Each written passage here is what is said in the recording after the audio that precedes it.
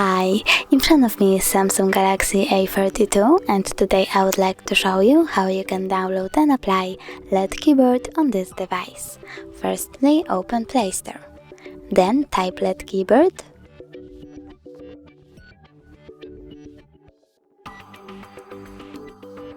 And download this app from this developer. Now open it and tap Get Started. Then click OK. Tap on the switcher next to LED keyboard. Click OK again. And tap on Input Options. Choose LED keyboard one more time. And over here you can select keyboard that you like the best. I will go with that one, so I have to tap on it and click Download Theme.